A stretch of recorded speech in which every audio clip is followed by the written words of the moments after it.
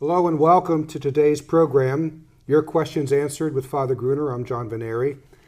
We take your questions that you send to us via email. We discuss them. Father Gruner answers them.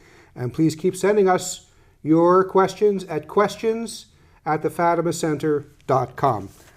We have a question today about what's called the Cardinal Siri theory. Cardinal Siri was wondering if any of your team at the Fatima Center was aware of the events surrounding Cardinal Siri and the, shall we say, perplexing election which took place in 1958. Apparently it was the subject of 2 FBI investigations, which are now declassified and which reveal conclusively that Cardinal Siri was almost unanimously known to be Pius XII's hand-picked successor. He was elected Pope and took the name Gregory XVII.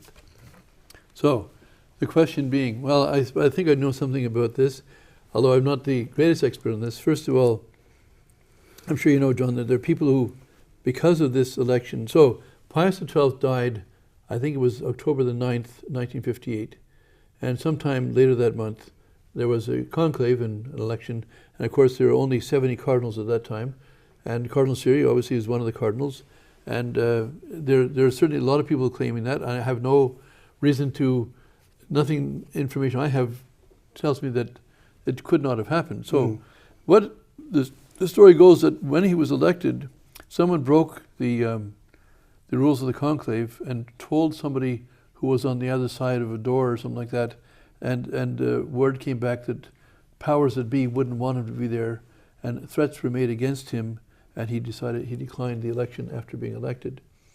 Of course, to break that conclave rule, that could have lost that person his soul on Judgment Day.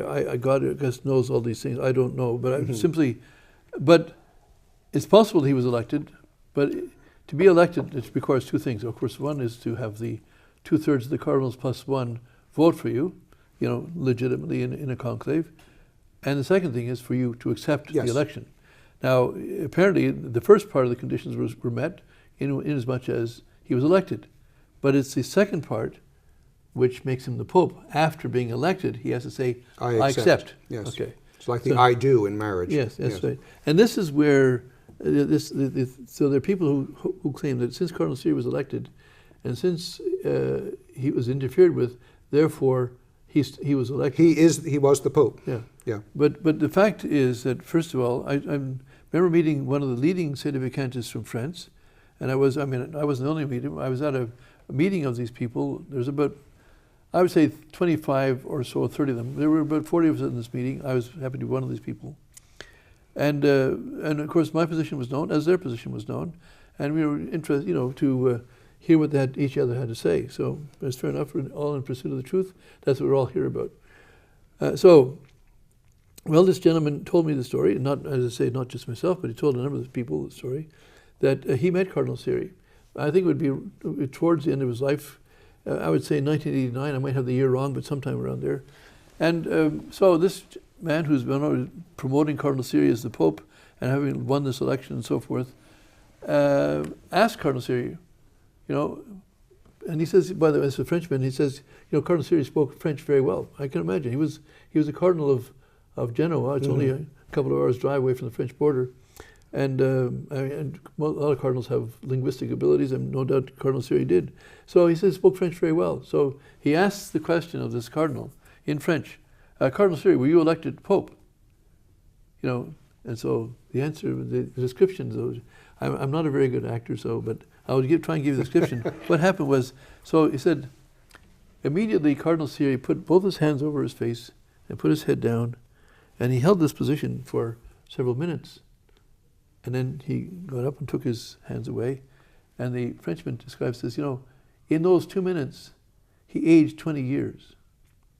And then the answer was given by Cardinal Siri. He said, I can't answer that question because I'm bound by the conclave vow of secrecy. And so I stopped right there. I said, that proves it. I said, if he were the Pope, he could break the conclave secret. He has that power. He's not bound by the vow. He's not bound by the vow. He's bound by the vow. He's never Pope. Now, not saying he wasn't elected, but he's not Pope. Yeah. end of discussion for this theory. But and I must say, some people that were there, and they didn't tell me, but they told people that I knew there, saying, Father Gruner has a point. Yes. And these are people who were, by and large, very sympathetic to this theory. And of course, they didn't have a, and I said that, and I said to all of them, they could have answered me then and there. Mm-hmm. Not a peep from anybody. Yes, I think. I spoke that way to everybody at the same time. Yeah, I mean, it's a very good point, and I think too the subsequent history of Cardinal Siri would show that he wasn't a hidden pope, because he took part in 2 conclaves. Yes. After that, so he would be taking part in a conclave, being pope, pretending that he's not, giving public obeisance to men who he knows are not pope. Yes.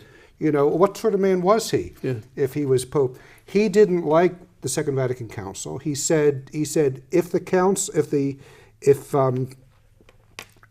church were not divine, the council would have buried it. Yeah.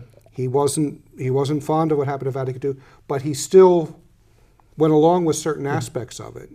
Yeah. And if he were pope, there would be no reason for him to, I would say, degrade himself and put himself under the yoke of this council, which, according, if the theory is true, was called and run by men who weren't popes. Yeah.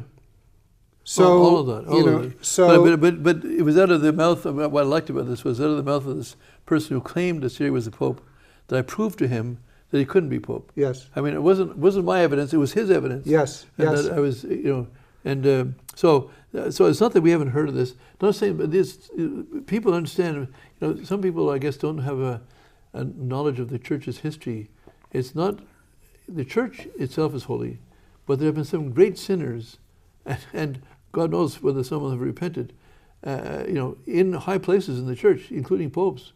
So that these kind of shenanigans are going on at papal elections. I mean, they're mortal sins and they're scandalous. But they happen. But they happen. They do happen. But this doesn't take away from the church's being the Church of God. Even that's the whole point. I mean, my father, who was a convert, said, if the church wasn't divine, it would have been dragged down and destroyed long ago. It's only because the church is founded by God that it survives these things. The last story I tell in this segment is I remember reading that Napoleon said to his chaplain, "I will destroy the church." Yeah. And the chaplain laughed at him. And he said, "What makes you think you'll be able to do it when we priests haven't done it for 1,800 years?" Yes. And because it's made up of men who are men. Yes. Bishop Sheen used to said, the priests are men, they're not angels. Yes. And so anyway, there's a lot to talk about on this Cardinal Siri theory, but I think the point that you made, that the fact that he himself says, "I'm bound by the secret," is dead proof right there. Yeah. That this is not a theory that we take seriously. So anyway, that's all for today, and we will see you on the next edition.